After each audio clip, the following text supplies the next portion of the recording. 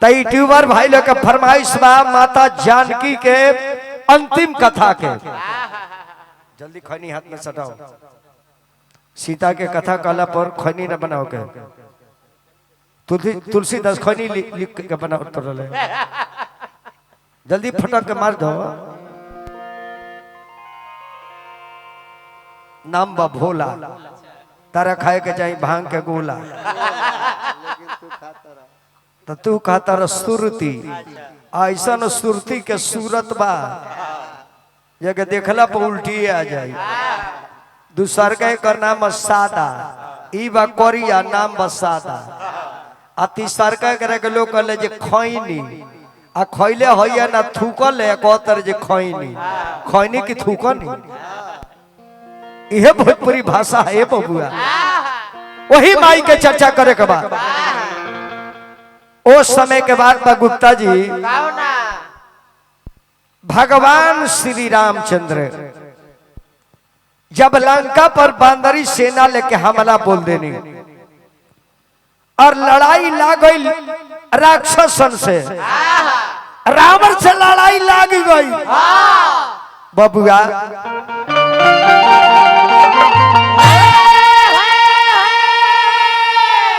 अरे कहानी कहानी अरे कहानी कहानी कहानी अब सुनी तनी आगे के कहानी अब सुनी तनी आगे के कहानी।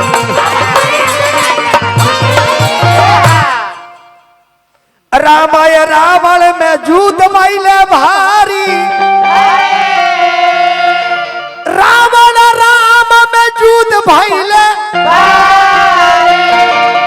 अरे देखो ले न पानी अरे सुनल हम बानी कहानी अब सुनी तनी आगे अब सुनी तनी आगे कहानी।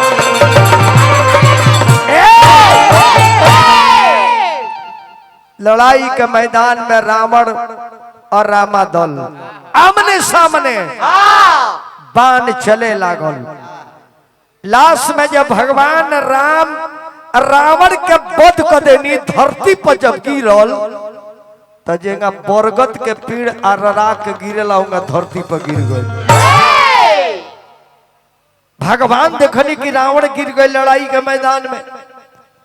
लक्ष्मण के बुला के कहने के लक्ष्मण सुना रावण बड़ी वीर रहा बेचारा जमीन पर गिर गई कुछ जा मरे के समय में रावण से कुछ शिक्षा ले लो।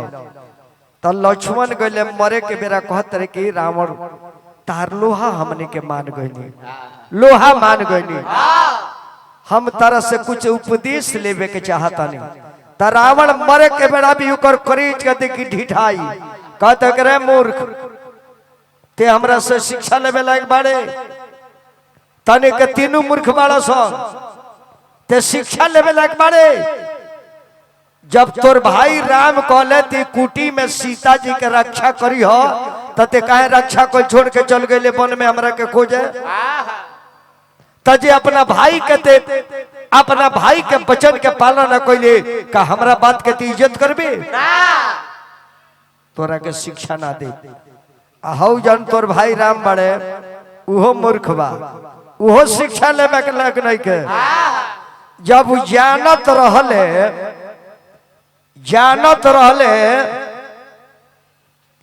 जे सीता के रावण चोरौले नहीं के माया रूपी सीता के लेके गइल बा नरलीला कइले बड़े तो बेमतलब के सीता कति काहे रोत रहले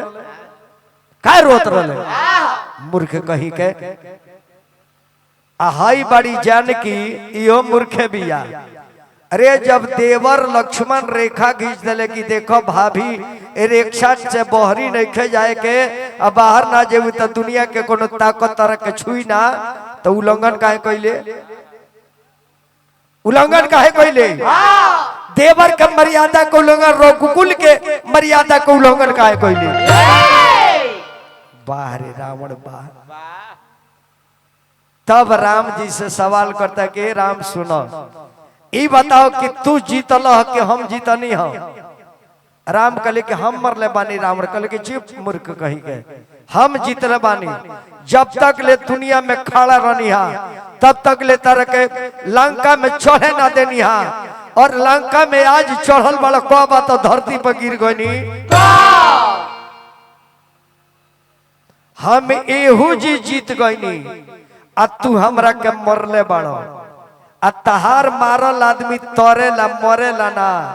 हम वो जगह पर जाता नहीं जहाँ के दुनिया के तहार बाप राजा दशरथ गइल बड़े, तहवा जाके बगल में सीट पर बैठो। एहू जी जीत गईनी, ओहू जी जीत गईनी। बोली तो मरुवत ना हो। एहू जी जीत गईनी, ओहू जी जीत गईनी। वाह रे रावण वाह।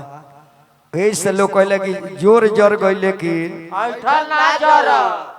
अब जब रावण के राम जी मार देता रहे, हनुमान के बुला के भगवान कन के हनुमान सीता बाड़ी अशोक वाटिका में, और सीता बड़ी गम में बाड़ी, बड़ा रुआ तारी।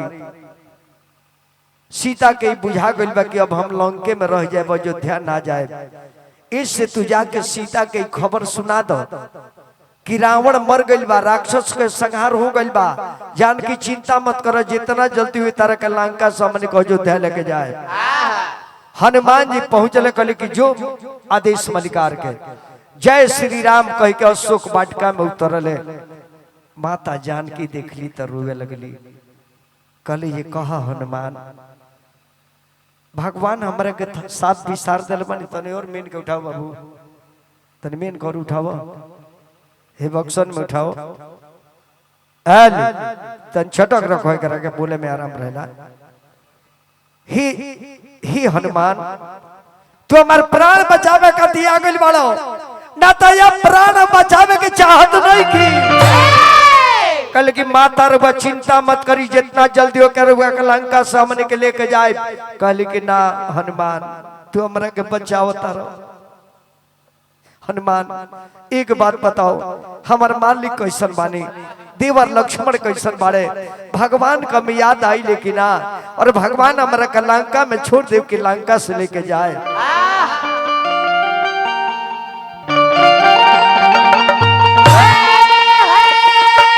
हनुमान अरे कब मिली है करुणा निधान हनुमान तनी, अरे हमसे बताई देता हो।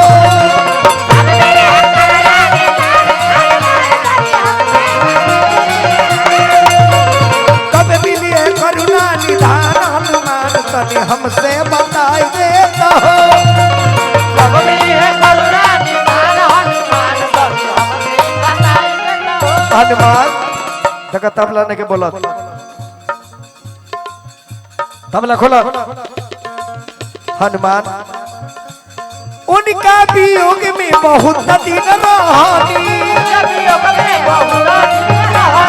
उनका वियोग में बहुत दिन रहनी। सहे के न बोली एकर बोली लेखन सहनी। कैसन बा विधि के अरे विधान हनुमान तनी, हमसे बता देता हो।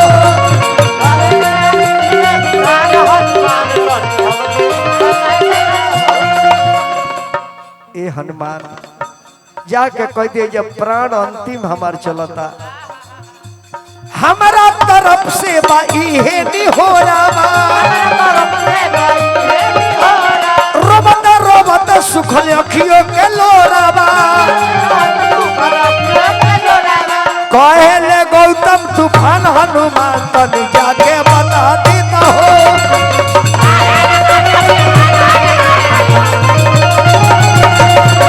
कहले गौतम तूफान हनुमान तनी हमसे बता देता हो।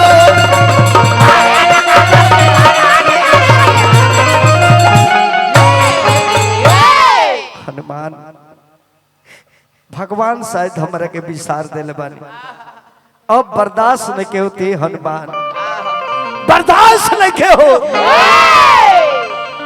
किया चार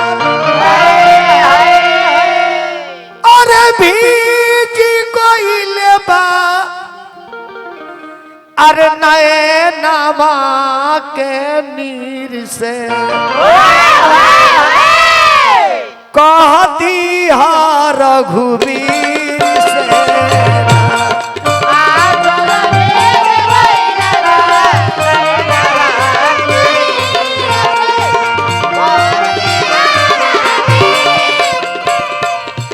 किया चर भीज गइल बा नैनवा के नीर से कहती हा रघुवीर से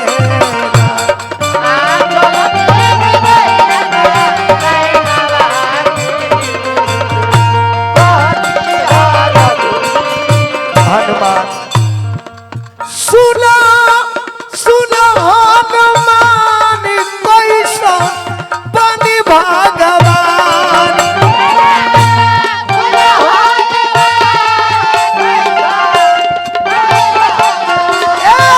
सुना सुना हनुमान कैसा बनी भगवान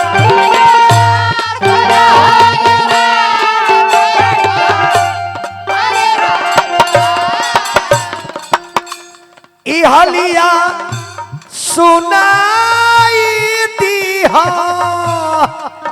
अरे लखन बबुआ वीर से ई बात सुनाई दीहा देवर लखन वीर से कह दीहा रघुवीर से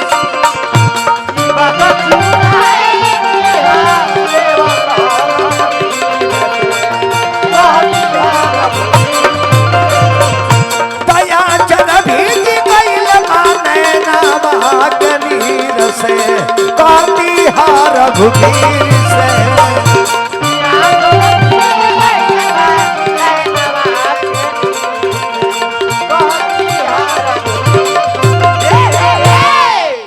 चाचा जी की तरफ से 100 रुपया पुरस्कार श्री मोहन गुप्ता जी 100 रुपया दिल बने गार्जियन बनी हम गार्जियन के प्रणाम करता इतना बात हनुमान जी चुपचाप सुनता कल की माई रोई मत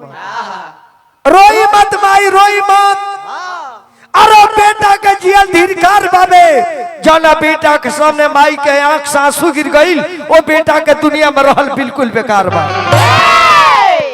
और बढ़ाओ ना कितना कम कदर बढ़ गया अपने से कम हो जाता तो नहीं बढ़ाओ तब हनुमान जी कहले कि माता अरे वैसे खुशखबरी सुनाओ के चाहता नहीं खुशखबरी कौन खुशखबरी माने हमरा के कह के तिहा देता रहे के सीता जी जा अब हम जियब ना अब हम मर जाए के चाहता नहीं कहली कि माई चिंता मत करिए को खुशखबरी लेके आइल बानी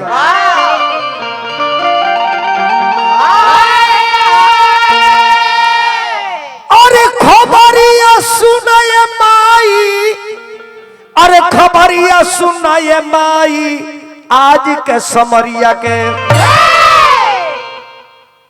कहा आज के लड़ाई में कुछ भइल बा का कहली कि माई तू एकदम आनंद हो जाए सुन के खबरिया सुनाए माई आज के समरिया के खबरिया सुनाए माई आज के समरिया के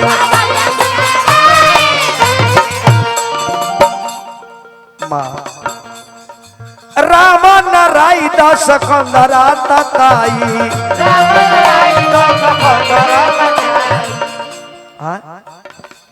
का रावण बानो कहली कि माई रावण राई दस कंदरा तताई अपने हाथे नाथ कइले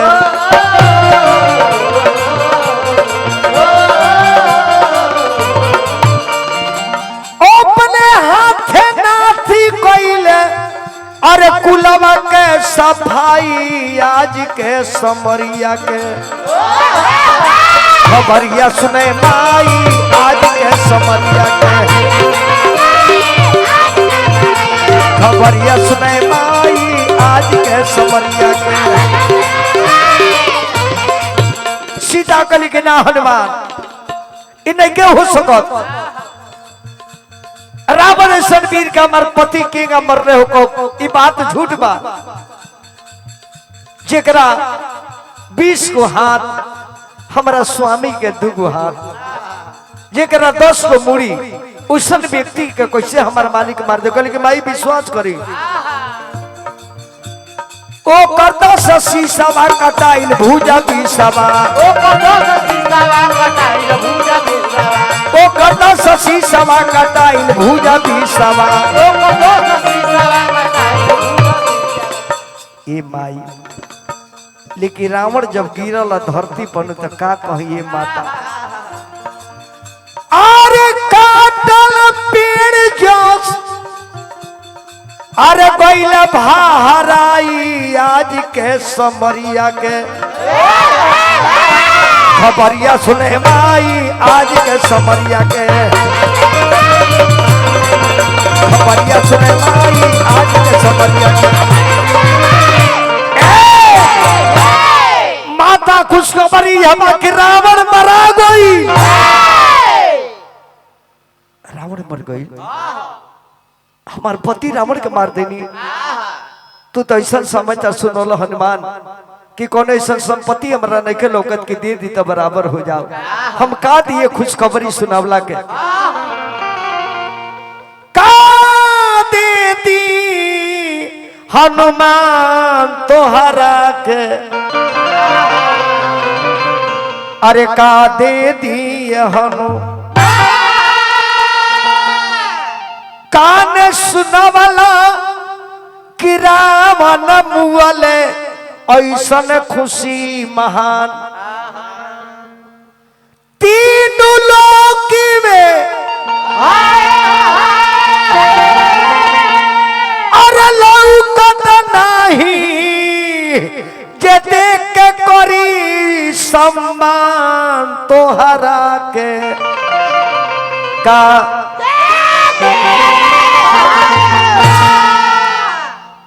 का दी तरह के खबर सुनवला के लेकिन हनुमान हमरा लगे बात तो ना तरह के दे देता नहीं कि राम भगति में अरे भी जल रहब देता बानी है वरदान जब जब नारायण के जन्म हुई तब तब हनुमान तारा भगवान से दर्शन हुई कि राम भगति में अरे भी जल रहब देता बानी है पर दास गई तरी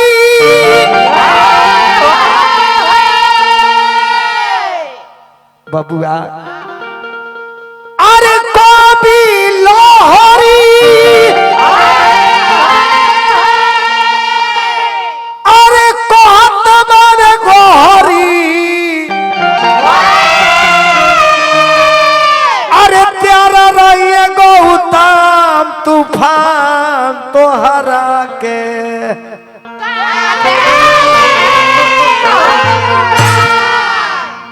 क्या हनुमान लेकिन ही ना बतौल कि भगवान हमारा विषय में का सोचतनी कल के माई अब देरी नहीं खे कल के हनुमान जाके कहते अब रोवत रोवत आंख से भी आंसू सुख गइल बा अब दुख सहत सहत बर्दाश्त के हो रावण मर गइल तो हमारा विषय में भगवान से तने कहियो कि हमरा के जल्दी बुला ली अनाथ आत्महत्या हम करी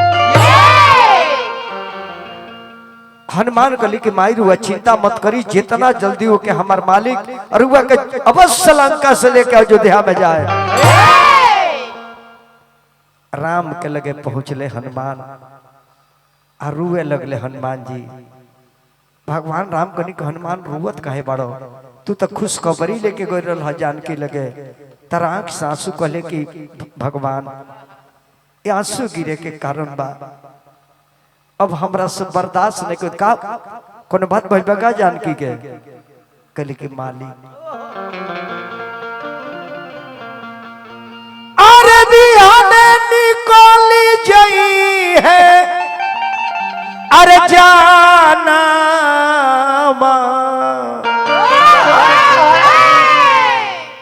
मालिक रात केहूँगा कट जाओ तो बड़े बा बिहने तकले माई सहित प्राण अपन त्याग दिए बिहाने निकोली जई है अरे जाना रे तब का होई दिखे तारा साना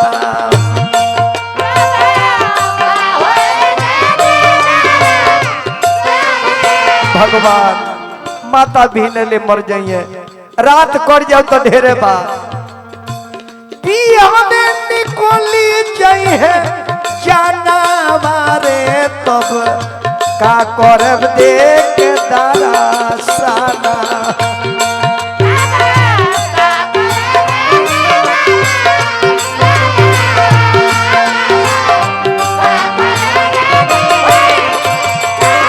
मालिक अखिया से दिखनी करे जावा के घैया रौरा बिन सिर की हो गई सीता मैया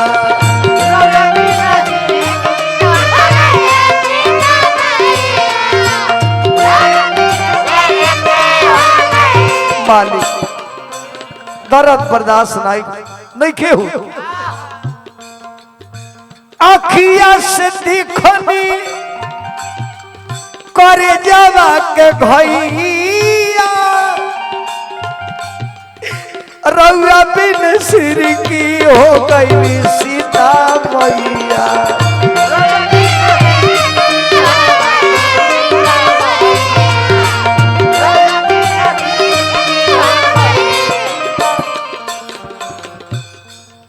पानी बिना सूखे अरे जैसे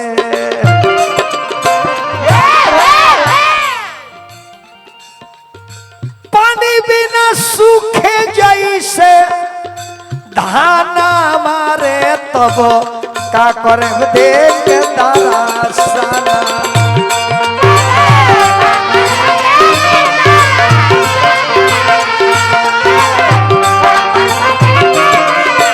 मालिक अगर हमारा के चेला समझता नहीं तो हमारे एगो चिरौरी बा हमारा तरफ से बा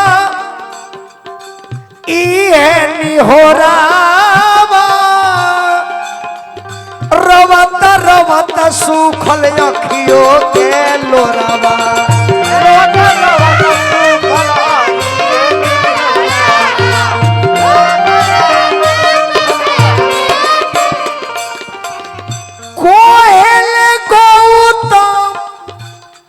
अरे तूफान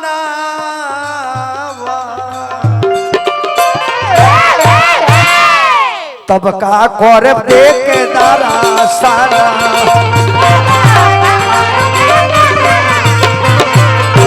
तब का करब देख दारा सारा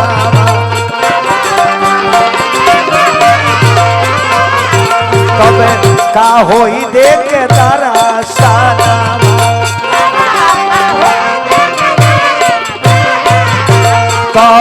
का करब देख तारा साना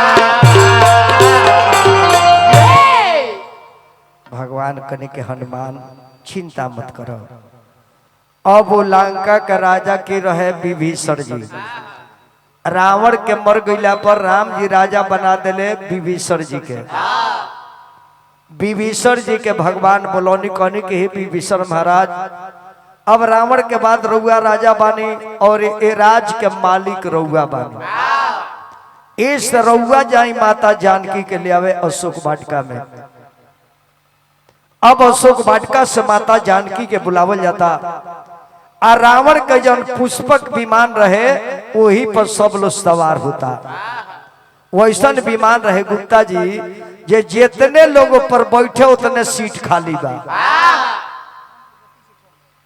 और मन के गति से चले मन चाहे दे कि दिल्ली तो दिल्ली मन कह दे जे बम्बे तो बम्बे और जितने पैसेंजर बढ़ जाते उतना सीट खाली है बा वही पर राम लक्ष्मण सीता विभीषण जी नल नील जामवंत हनुमान सबे विराजमान भइल आ वहां से विमान लंका से उड़ल।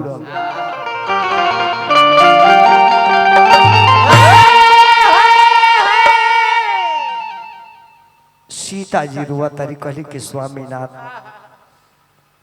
ई कैसे लड़ाई रुआ जीत गई है? तो भगवान सीता के समझाओ तनी कि देखो सीता ई रथ चलता, हम तार के बताओ तनी जे केजी कौन स्थिति में लड़ाई हम लड़ले बानी।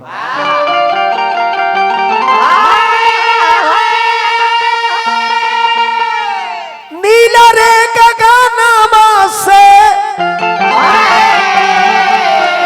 अरे नीला रे गगनमा में, अरे उड़ला विमानमा, देखो हो सिया जी,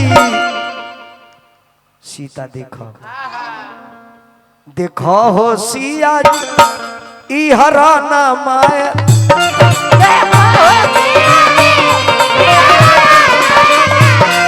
देखो हो सिया जी ई हराना, देखो सीता सीते देखो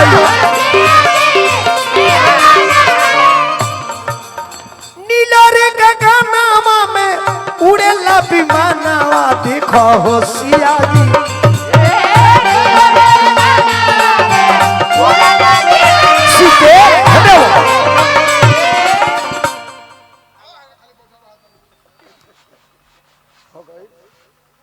देखो हो सिया जी ई हराना माय,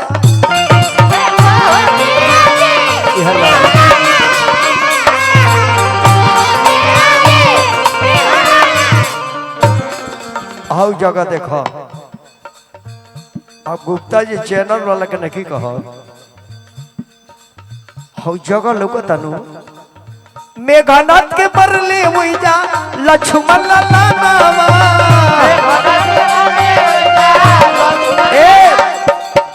देखी बड़ के करा के कह जाला जेकर बड़ विचार होला। राम सबकरा विषय में परिचय कराओ तनी कि देखो सीता हो जा फलाना फलाना का मरने, हो जी फलाना फलाना का मरने, चिलाना चिलाना का मरने। आपन जब कहे के बारी आई तब भगवान कन के देखो हो जब जग लगता वही जी रावण और कुंभकर्ण दोनों भाई मरइले। अपना कहे के बेरी भगवान अपन बड़ाई नहीं की कह, भाई के बड़ाई कह देनी, नर नील जामवंत के कह देनी, हनुमान के कह देनी, अपन न मराई तो कह देनी हो ही जी रावण और कुंभकर्ण दोनों भाई मरइले। भगवान ने की कह हम मरनी गुप्ता जी, और जगह पर यदि हमनी ऐसा व्यक्ति रही तो सब करा के कहे के पहले कहते देखो देखो तक हो जी पूरा चहल रह होई जब रोइले कुंभकर्ण रामानामा, देखो हो सिया जी ई हरानामा,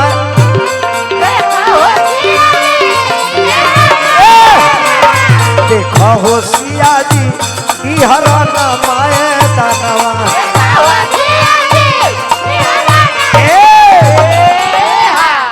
रथ लंका से चल दिला अयोध्या खातिर। अब न राजा दशरथ रानी के कई के वचन दिले वाले की 14 वर्ष राम के वनवास हुई आ 14 वर्ष में एक दिन बाँचल बा। उन्हें भाई भरत जमीनी के अंदर आसन मार के अतना रुआ तरह साधु बन बन के जाटा इतना न हो गइल बा कि जाटा रोड बन गइल बा, ऊपर लोग लात धक चलता। बारे भाई इंतजार में, अब सोची कि इंतजार के घड़ी कितना कितना लंबा होला। एक दिन बाँचल बा।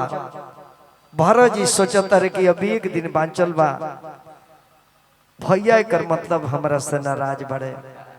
हर माई का है ऐसा वचन मंगल, अगर भैया राम के दिल में थोड़ा भी रहती तो एगो खबर आ गई रहती भरत चिंता। जब काले पर समय बा ताज कोनो सूचना के चाहिए एकर मतलब कि भैया हमरा के भुला गईले। आने हनुमान जी से राम जी कहते कि हनुमान एगो काम करो, भाई भरत प्राण त्याग दी है, काहे कि जानब राम चरण पादुका ले गईले चित्रकूट में से, चरण पादुका लेके गले तो कहले कि भैया अगर 14 बरिस इंतजार करे, अगर एक दिन यदि लेट हो जाई तो स्वयं अपना देह में आग लगा कर मर जाए। हनुमान तू एगो काम कर, चल जा अयोध्या में, अब भाई भरत के प्राण बचा लो, जाके कह दिए जी भैया तहार बिहने अबे करिए, ये सूचना जल्दी सुनाओ ना तो भाई मर जाए। तो भरत ऐसा भाई मिली ना, अपने भगवान रुक जाता निकामा केमठ की यहाँ जन मलाह पार कैले रहे, उ मलाह जब खेवाई ना लेलस तो कलस की मालिक खेवाई तबे ले कि जब वंश रहुआ लौटब तो एक दिन खाती एक गरीब के घरे रहुआ रुक जाए, ओहि दिन समझब जे हमार मजदूरी मिल गई। और समय में रहुआ जमन कुछ दे दे, अपना सिर पर हम प्रसादी जान के रख ले। तब बचन भगवान ने दिल बानी 14 बरिस में एक दिन बाँचल बा, मलाह के घरे रुक जाता नहीं, हनुमान के बुला के कहनी के हनुमान तू एजी मत रुको, तू भाई भरत के प्राण बचाओ। रीढ़ बढ़ाओ।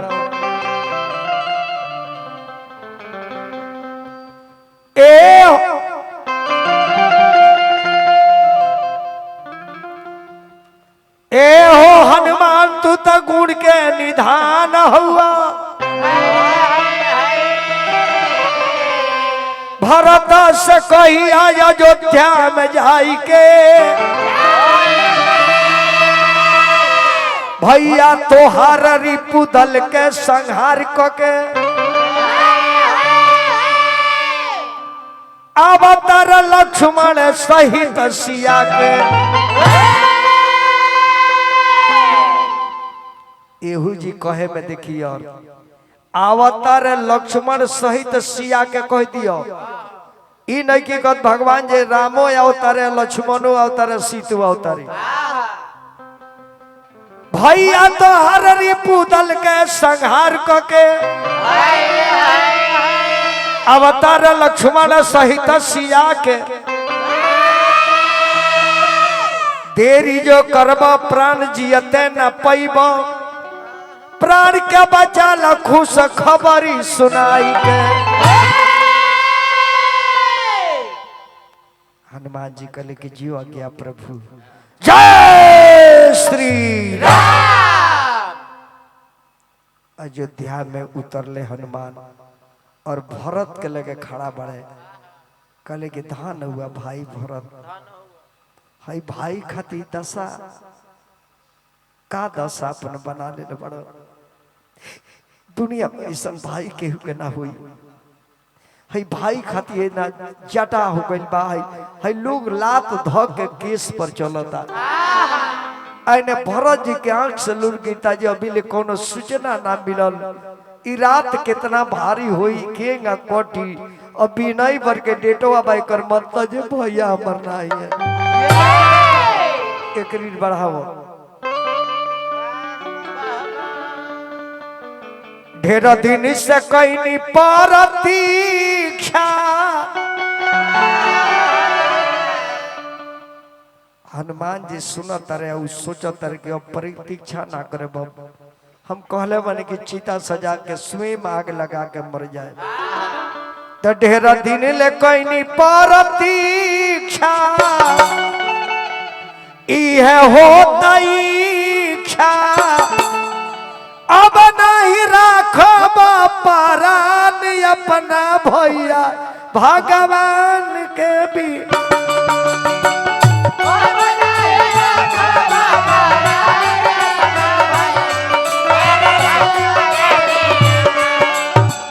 अब नहीं राखब परान अपना भैया भगवान के बिना।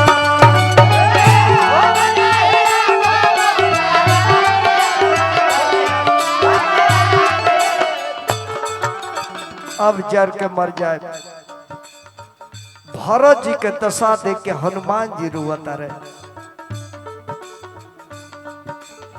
भैया रघुरैया बात काहे भूलैले, बीती गईली अवधि अवधेश नहीं आइले।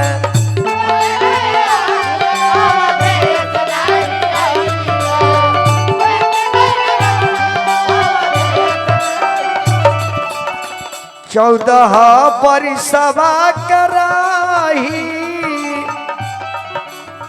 अहे की दुनाही, अब नहीं रखब परान अपना भैया भगवान के बिना।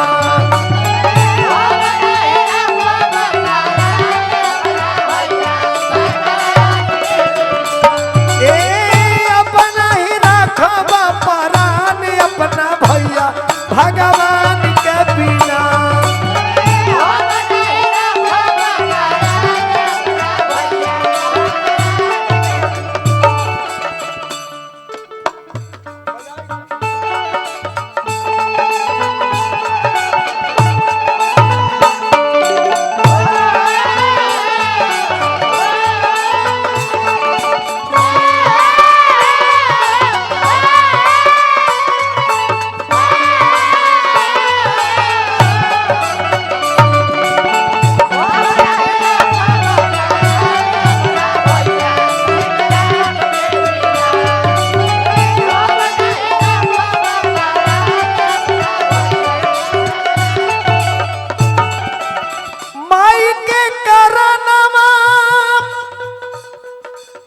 भाई मोर भुलैले, बीत गइल 14 बरिस नहीं आइले।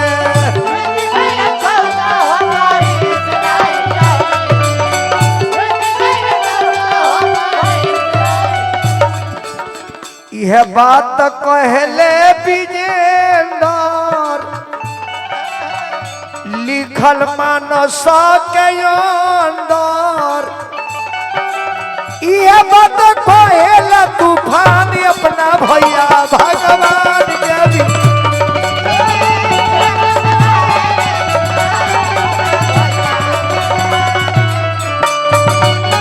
अब नहीं रखब परान अपना भाई भगवान के बिना।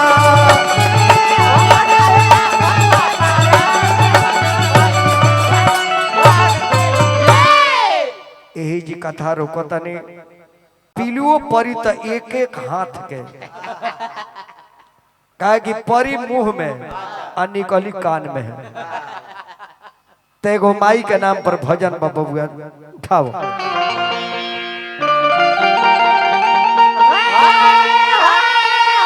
बहुत तारा आगे चल के मिली, यार सपनों ना देख ले को।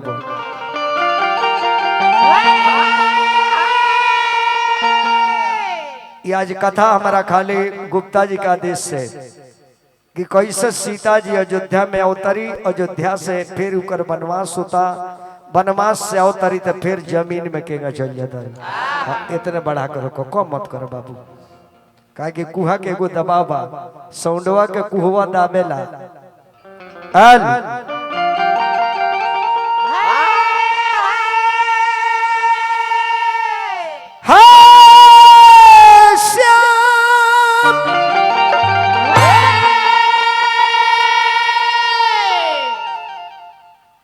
जादूलाल गुप्ता जी को भाई बानी, 3 भाई, एक भाई नहीं खीना। तो जादूलाल गुप्ता जी से निवेदन करब, 2 भाई बानी ना, दोनों पतो होलो से निवेदन करब। सुनतानी तो वो चाची के दोनों पतो से एक एगो निवेदन बा, आ दोनों लड़का लो से कि अगर माई के आत्मा के शांति चाहता नहीं सवे तो दोनों दियादीन आपस में खूब प्रेम बना कर रहे के बा, और भाई भाई से खूब प्यार बना कर रहे के बा, ताकि माई के आत्मा के शांति मिलो। जब रहनी तब वो हमार बेटा पतो प्रेम से रहले, आज चली आयल बनी तो और प्रेम बढ़ा दिल बनी। यह श्रद्धांजलि असली बा कि माई बाप के आत्मा के चोट ना पहुंचे। पीतर लोग के चोट लग जाई तो रुआ दुनिया में कितनो कमाए रुआ आत्मा के शांति ना मिली। देवता लोग खिसिया जाए और कुछ ना बिगड़ी, लेकिन पीतर लोग रउरा खिलाफ हो जाई तो रउआ कबो निमन काम करे तो बाउर हो जाई। ऐसे कभी नहीं के सोचे के जे माई मर गई नहीं तो बाबूजी मर गए तो भाई मर गए तो भौजाई मर गई, केहू मरे वाला बाना। अगर मरे वाला रही तो अपना के यहाँ शादी ब्याह में पीतर लोग के न्योता ना दिया। ऐसा हमने के माई बाप बा, माई बाप रही और माई बाप रहल बा। जब जब परिवार का नाम लिहल जाए तब तब कागज में बोली फलाना गुप्ता के बेटा है, माई का नाम फलाना देवी, बाप के नाम फलाना गुप्ता। तो यदि मर गए तो कागजों के जरा देव के चाहिए, लेकिन रहता इतिहास रहता। रामो जी चल गए तो उनकर कथा गावल जाता। तो का हमार राम जी चल जाइए बाबूजी, हमार सीता माई चल जाए तो का उनकर गुण हम ना गाए कहे बिनो। ऐसे माता पिता के गुण बराबर कहा गइल बा कि भरत जी बैठ के रुआता रे राम खातिर और हनुमान जी देखता रे आंख से लोर गिरता।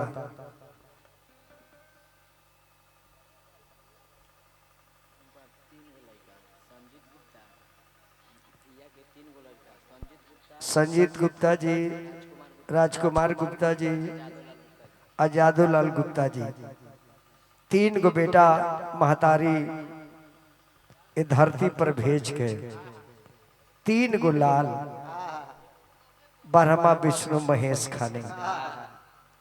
ऐसे तीनों बाबू लोग के शुभकामना और तीनों आदमी के परिवार के शुभकामना, बाल परिवार सबके शुभकामना और जादूलाल जादू जी के माता के कोटि कोटि नमन। और भगवान से निवेदन, हे माता ये बाग बगीचा फुलवारी लगा कर हुआ चल गई नी, ये फुलवारी कर हुआ माली बन के एक रक्षा करो। इराउर हो, राउर खेती हो, रउरे चलते 3 गो बेटा दुनिया देख ले। ऐसे माई दुनिया रउआ देखौनी, ऐसे दुनिया में बेटा पतो के रउआ रक्षा करब। नाती पोता जे भी बा, बेटा बेटी जे भी बा, सबके रक्षा करब। अब भरत जी बैठ के रोता रे, हनुमान जी खड़ा बानी। जब भरत जी देखले रुए में व्यस्त माने देखते न कि हनुमान जी खड़ा बड़े। जब अपने मन में प्रण कर कि ना प्राण ना रोका, भैया से वादा कर बानी कि स्वयं अपने हाथ से चीता सजा के आग लगा के मर जाए। तो लेके भी भरत जी जाके अकवारी में पकड़ लेता रहे। भरत जी इतना निराश मत होखी, कहले कि तू हनुमान के से आगे लो। अरे हम सूचना लेके आयल बानी। कौन सूचना? सूचना लेके आयल बानी कमरे कमुए से बचाओ तारो। अब 14 वर्ष बीता जाता, हनुमान जी हमारे प्राण मत रोको, भैया से वादा करके आयल बानी आज चीता सजाए और स्वयं देह में आग लगा कर मर जाए। अरे भरत जी भैया ये तो सूचना लेकर हम आयल बानी। भैया हमार भैया होता नहीं। अरे भरत जी भैया राउर चल दिल बानी, हमार भैया अयोध्या में होता नहीं। छोट भाई लोग क्षमण बारे सीता। अरे भरत जी इतना धीर मत हो कि आ रहल बानी। और भरत जी का देह पे बिछोइनी धोइला बा, जेगा पागल आदमी जेगा निर्धन के लॉटरी मिलेला।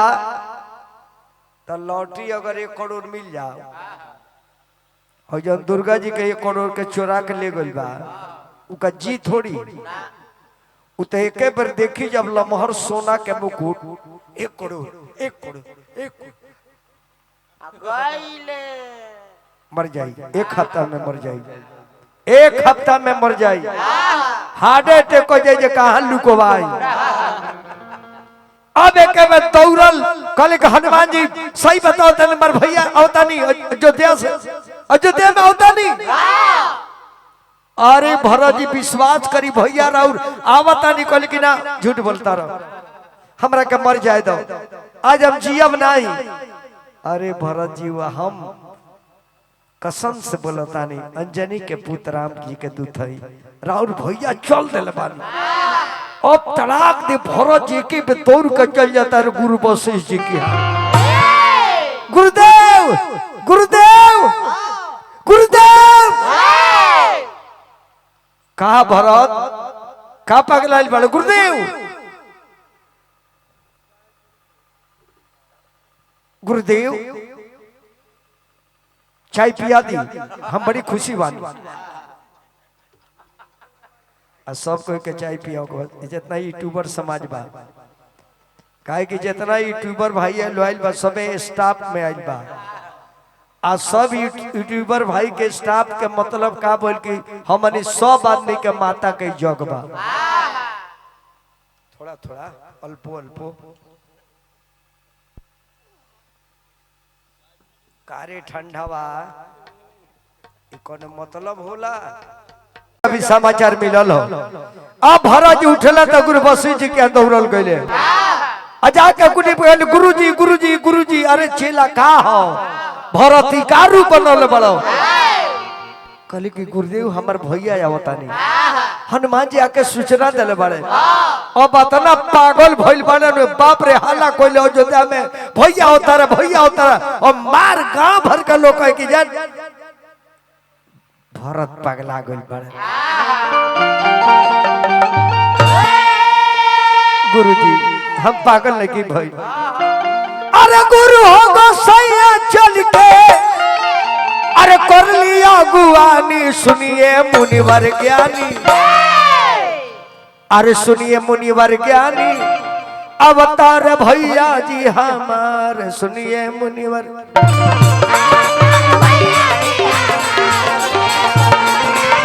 अवतार भैया जी हमार, सुनिए मुनिवर ज्ञानी।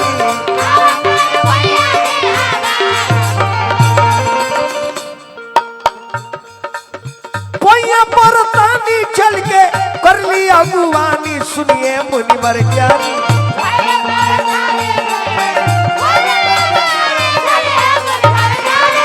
अवतार भैया जी हमार, सुनिए मुनिवर,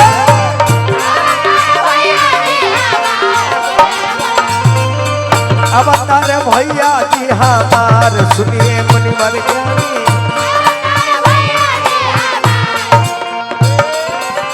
जैसे कि नीरी धन के मिले दौलतिया,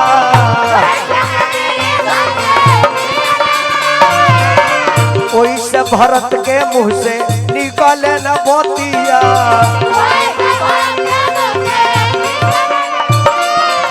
माथे पर खड़ा हाथे फुलावा के हार, सुनिए मुनिवर ज्ञानी।